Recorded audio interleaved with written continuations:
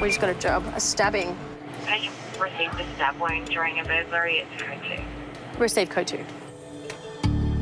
It's a new day for Taz and Amanda, and they're already on their way to a home invasion victim. So this could either be like blood spurting out everywhere. Or the bandit job. I'm going for blood. And TM49, Yeah. how are you? We won't be having a Kill Bill Volume 3. Bill Volume 3. Paramedic black humour, we call it. It's a bit of just coping mechanism, a bit of self-preservation. Let's go. Yeah. The stabbing victim has managed to get himself to his local police station. My name's Amanda and this is Taz. What's happened? When the team arrive, they find 35-year-old Sri Lankan refugee Ganesh bleeding from multiple stab wounds to his hands. What was it cut with? Metal, glass? Knife. A knife, a knife, yeah, okay. Ganesh was on a day off from his job packing mushrooms when an intruder entered his home.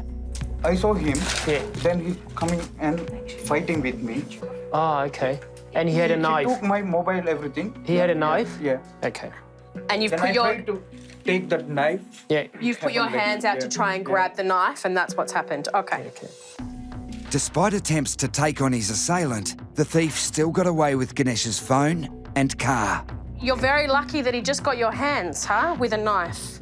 How lucky are you that you haven't lost a finger, you haven't sustained a worse injury, you know, in the arm, in the chest, in the hip? So the cut itself, Taz, is actually quite clean. It must be from a sharp knife? Yeah. We're going to need stitches at the very least. We can't do anything for them. See? You can arrest him. We can't. We're the ambulance. We're the paramedics, Ganesh. We can't arrest anyone.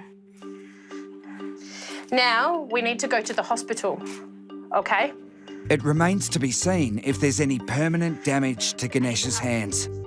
With his ability to earn an income in doubt and no family in Australia to support him, Ganesh's dream of getting residency has suffered a major setback.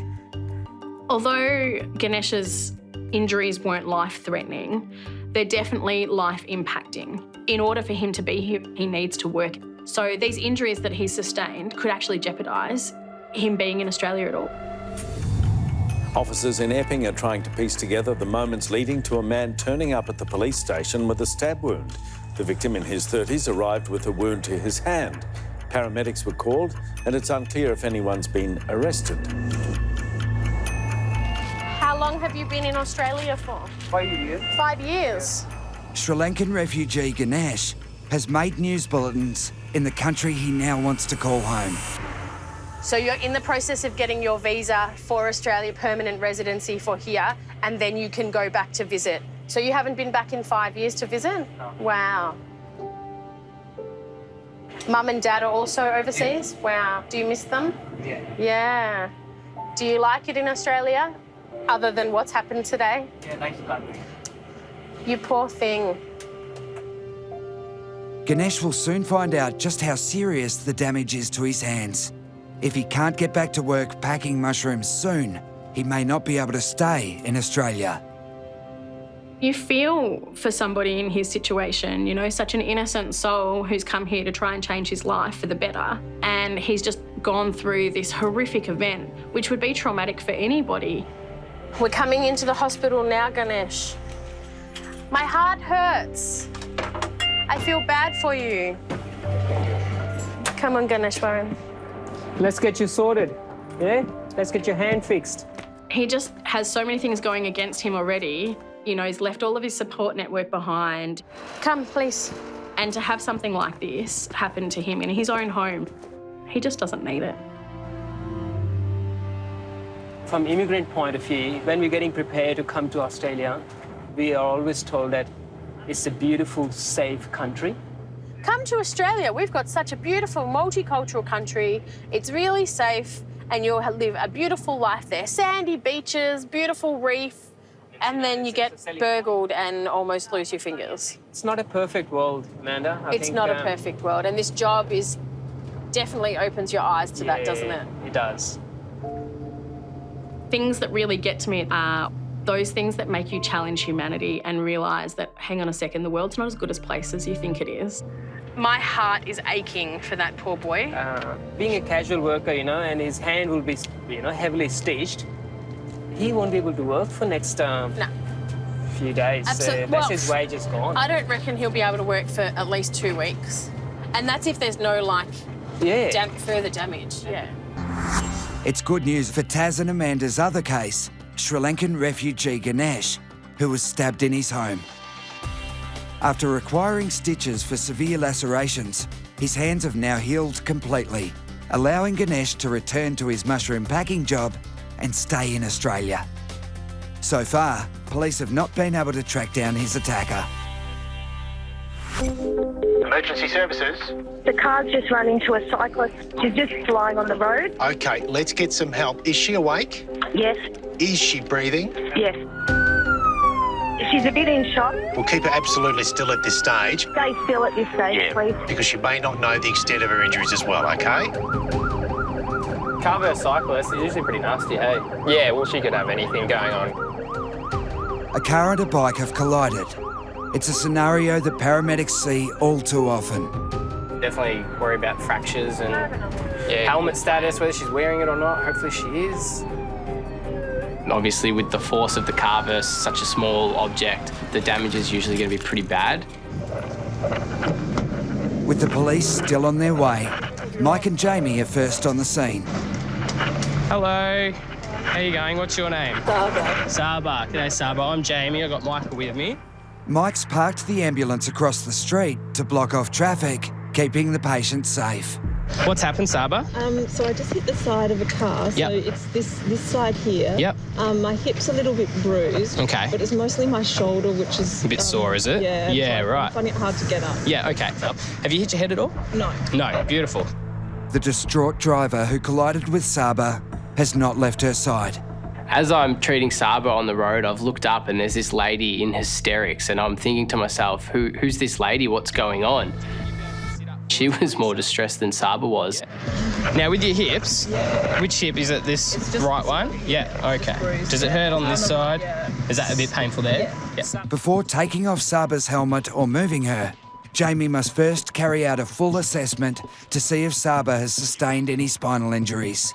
With trauma cases, the adrenaline's so high, usually it masks pain, especially in car accidents and road traffic accidents. And apart from the shoulder pain and the hip pain, any pain anywhere else? No. No. She's trying to say, no, I'm fine. But she could have all these injuries that we know nothing about that she probably isn't aware of. Whenever a car hits anyone, regardless of speed, that's significant force. That's metal versus bone and flesh. So we've got to check her out before we let her move anywhere, because the last thing we want to do is make anything worse. And you got no pain down the back here at all? No, not on the back. No. Cyclist Saba, who collided with a car, is still trying to tell the paramedics she doesn't need to go to hospital. You just yell out when it hurts, okay? Yeah. Coming down your arm here.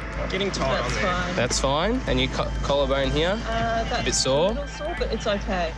Before removing her helmet, Jamie gave Saba a spinal clearance test to make sure there was no spinal damage.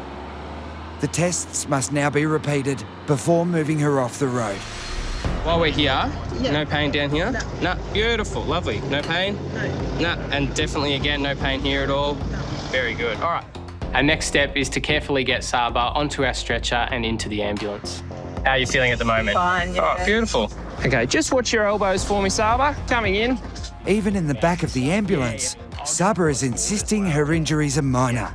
But Jamie and Mike are still extremely concerned. Your adrenaline is rushing, so you don't feel pain, you feel super strong, and she thinks that everything's okay. We're very suspicious that she's got some injuries that she probably isn't aware of. It's just tender. Just tender? Yeah. Give my hands a big squeeze. Lift them up and give my hands a big squeeze. But there are also concerns for the driver of the car, who is clearly shaken. It's a dangerous intersection that recently claimed a life.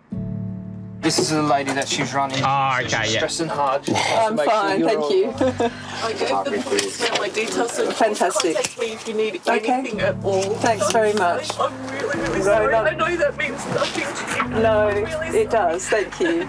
When the driver came over, all I wanted to do was sort of reassure her that I was okay and make her feel a bit better. Please contact me. I will do. Anything, Thank anything you. at all. Thank I'll you. leave you to get. Thanks. Thank you.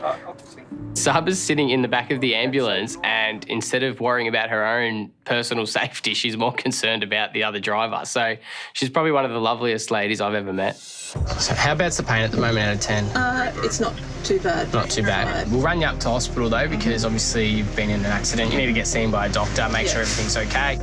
Whether or not Saba has sustained any serious injuries won't be known until she's assessed at hospital. As the adrenaline wears off, you are going to start experiencing more pain, and if I let her go home, you know, who knows what would happen. We don't have X-ray vision, we don't know.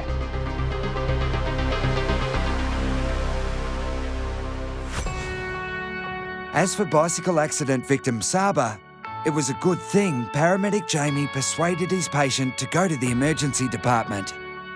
At the hospital, I later found out that I'd fractured my collarbone, 7 ribs, pelvis and sacrum. After 5 days in hospital and weeks of rehab, Saba's well on her way to a full recovery and grateful to be back on her bike. Poor Saba, she'd actually done a number on herself. Looking back at it, it's good to know that I've actually convinced her to come up to hospital and get checked out because she definitely needed it. This is a girl that wanted us to kind of let her go to work that day. She said, no, I'm feeling fine. So she was incredibly lucky. They're one of the most underrated people on this earth. I think they're fantastic. They do a job that not many people could do, and they were just great.